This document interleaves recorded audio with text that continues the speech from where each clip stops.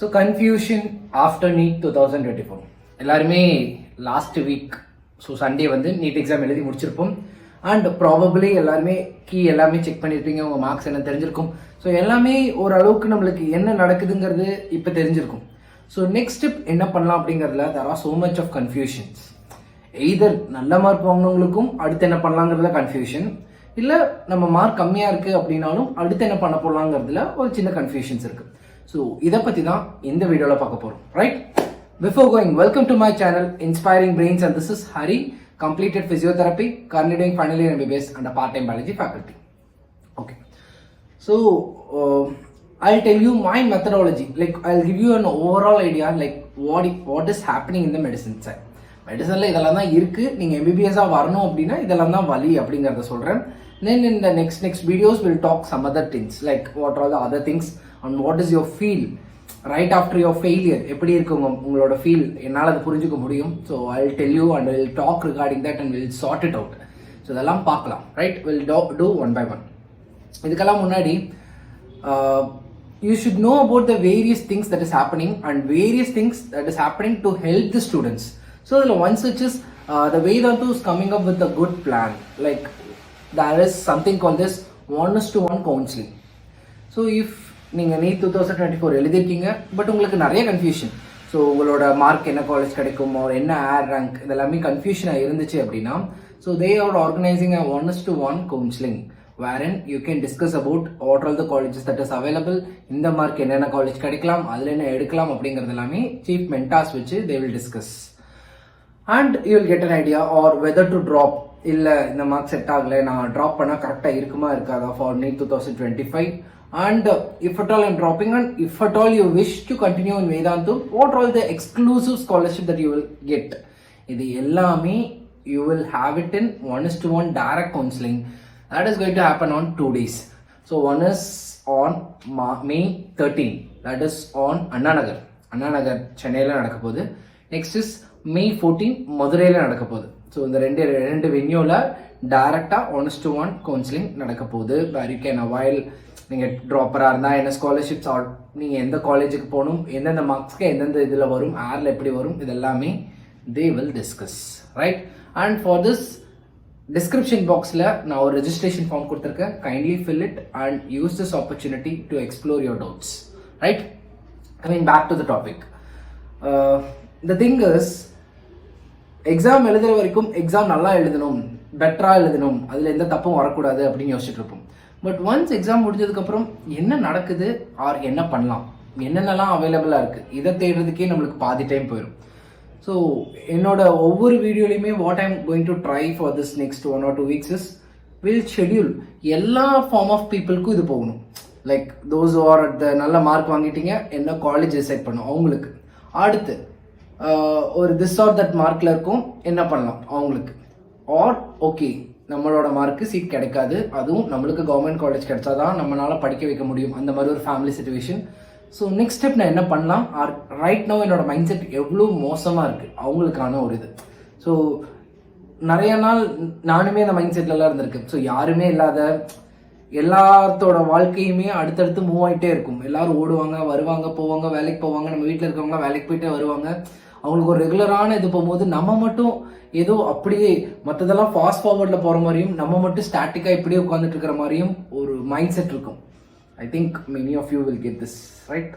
அவங்களுக்கான ஒரு வீடியோவும் I'm just getting ready to do this, right? So நீங்கள் எந்த மைண்ட் செட்டில் இருக்கீங்கன்னு மறக்காமல் கீழே கமெண்ட் பண்ணுங்கள், right? Okay, so first coming to what are the wide aspects you have regarding MBBS. எம்பிபிஎஸ்ல என்னென்னலாம் பண்ணலாங்கிறத நம்ம பார்த்துடலாம். முதல்ல 4 or I can tell it as 5 categories. 5 categoriesக்குள்ளே தான் ஒரு எம்பிபிஎஸ்ஸை நீங்கள் எடுக்க முடியும், right? First category, when you are good, நல்ல மார்க் எடுத்துட்டீங்க அப்படின்னா கண்டிப்பாக கவர்மெண்ட் காலேஜில் எடுத்துடலாம். I tell you what are all the fees at the end. கடைசியாக நம்ம ஃபீஸ் பார்த்துக்கலாம். ஸோ கவர்மெண்ட் காலேஜஸில் you can get 85% will be state quota and 15% will be all India quota and you can avail those seats, right? நல்ல mark எடுத்தோம்னா we can apply the counseling and you can get. Second, private colleges or self-financing collegesல இருக்க government seats. Of course, you will know, right? ஒரு 150 seats இருந்தால் 98 to 100 seats government seats and 50 management seats பிரியும். So first category, entire government college. Second category, government seeds இன் self financing colleges. So இதை எடுக்கணும்னாலுமே உங்களுக்கு அடுத்த கட்ட, அதாவது government college முடிஞ்சால் அடுத்த கட்ட கட் ஆஃப்லேயே it will start. Or sometimes இப்போல்லாம் என்னென்னா ரொம்ப பெரிஃபெரி ஆர் நியூலி ஓப்பன்டு காலேஜஸ்க்கு பதிலாக நல்ல நல்ல ப்ரைவேட் காலேஜஸ் எல்லாம் சூஸ் பண்ண ஆரம்பிச்சிட்டாங்க. So that is some biased cut offs. So அதனால அந்த 2 இடத்துல மட்டும் கட் ஆஃப்ஸ் வரும். So government second category, self ஃபினான்சிங்கில் இருக்க மெரிட் சீட்ஸ். 3வது செல்ஃப் ஃபினான்சிங் காலேஜஸில் இருக்க மேனேஜ்மெண்ட் சீட்ஸ். சப்போஸ் நம்மளோட மார்க் வந்து இந்த ஃபர்ஸ்ட் 2 கேட்டகரிலையுமே வராது அப்படிங்கிற பட்சத்தில் we can apply a management counseling separately. The counseling will be separate and based on your marks all the private colleges will be approached. Like நம்மளோட மார்க்குக்கு தகுந்த மாதிரி நம்மளுக்கு ஒரு காலேஜ் அலாட் ஆகும். அந்த காலேஜில் we can go for the management seats, right? This is third category. Fourth category is deemed. So that's totally different actually. Deemedங்கிறது வந்து எக்ஸாக்டாக பஞ்ச் பண்ணவே முடியாதுன்னா you have to go to the college, you have to apply them. அவங்களுக்கு தனியாக நீங்கள் apply பண்ணணும். Then they will sort it on all the marks and அவங்க ஒரு தனி counselling they will conduct and they will take you. So the fees and everything will be different for different deemed colleges. That is, இதான் fees அப்படின்னு நம்மளால எக்ஸாக்டாக சொல்லவே முடியாது. So every colleges has different fees. So இதெல்லாம் தான் overall ideology, right? Okay, now coming to the fees. என்னென்ன fees இருக்கலாம் அப்படின்னு. First coming to government colleges. Government காலேஜஸை பொறுத்த வரைக்கும் 13,000 to 14,000 per year plus hostel fees. That means 6 to 7K per month. So 13 to 14K per year and 5 to 6K per month. So that is all about the government colleges. And exam fees, அது எல்லா காலேஜஸ்லேயும் வர exam fees இது மட்டும்தான் extra வரும். Exam அப்போ உங்களுக்கு ஒரு fees கட்ட சொல்லுவாங்க. அது எல்லா காலேஜஸ்லையுமே கட்டி தான் ஆகணும், நீங்கள் ப்ரைவேட்டாக இருந்தாலும் சரி கவர்மெண்ட்டாக இருந்தாலும் சரி. So but the major fees is just 13,000. When you go for a merit seat in self-financing colleges, the fees will be, it is actually again ஒவ்வொரு இடத்துல ஒவ்வொரு மாதிரி இருக்குது. பட் ஓவராலாக ஒரு 6 to 7 or probably maximum 8 இதுக்குள்ளே தான் இருக்கும். ஸோ மேக்ஸிமம் 6 to 8 குள்ளே தான் இருக்கும் lakhs per year. So it is 6 to 8 lakhs per year plus hostel fees. அதுவும் அவங்க எங்கே எவ்வளோ ஃபிக்ஸ் பண்ணுறாங்களோ எந்தெந்த ஹாஸ்டல் தகுந்த மாதிரி that will also change. So this is all for merit seat in self-financing colleges. When you go for management, it is totally like 15 or 16 or 15 to 20. Again, it will be changing depending on the colleges. You have to inquire them before joining per year and it may reach maybe or 80 to 90 lakhs total நீங்கள் முடிக்கும் போது ஆகும். 80 to 90 or in some cases 1 crore மேலே கூட இருக்கு. So that's all depends on how that colleges fix the fees. So it is all depends on the management quota. 1 முடிஞ்சு, 2 முடிஞ்சு, management முடிஞ்சு, and 4th is deemed. Deemed is also totally depending on their own fees. So we can't comment like in the over collegesக்கும் over fees maybe year to year கூட change ஆகலாம். So you have to inquire them before joining in a deemed colleges. So 4 category முடிஞ்சு. And what is this 5th category? The 5th category is nothing but doing an MBBS in an abroad. Simple. So there are so many members who have been trying this. நிறைய பேர் try பண்ணுறாங்க and you can go to various countries to do MBBS and it is not that much bad. But நான் அதுக்கு against கிடையாது.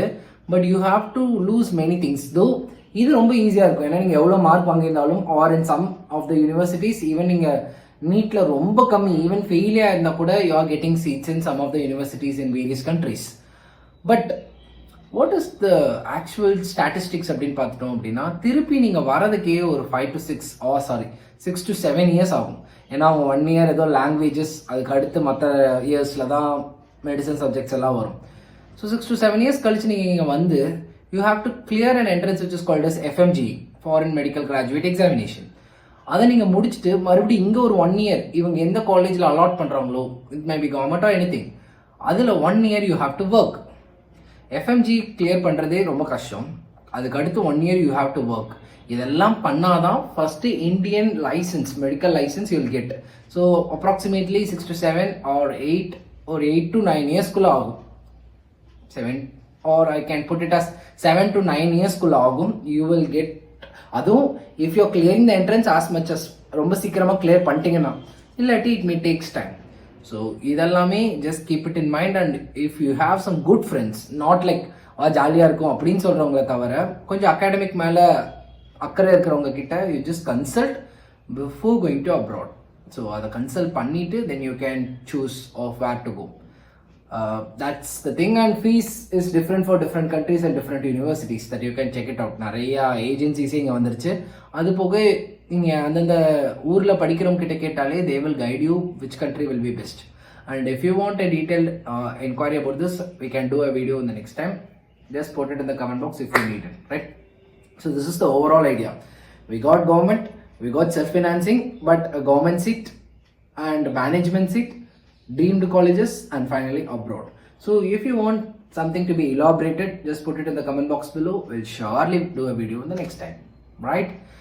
And நான் தான் சொன்னேன் இல்லையா, நம்ம நிறையா பேச வேண்டியது இருக்குது, நிறையா பெயினை ஷேர் பண்ண வேண்டியது இருக்குது. கண்டிப்பாக will do a video for those. ஏன் அது கொஞ்சம் லேட் பண்ணுறேன்னா, இந்த 2-3 இன்னைக்கு நாளைக்கு இதெல்லாம் தாண்டி கொஞ்ச நாள் ஆனதுக்கப்புறம் நீங்கள் கொஞ்சம் நார்மலைஸ் ஆவீங்க. அப்போ நம்ம பேசிட்டா இன்னைக்கு கொஞ்சம் பெட்டராக இருக்கும். So it's better to have the video somewhat ஒரு 1 வீக். அதனால தான் கேப் விட்டு எடுக்கலாம் அப்படின்னு நான் நினச்சேன். கண்டிப்பாக will do a video next time, right? Thank you.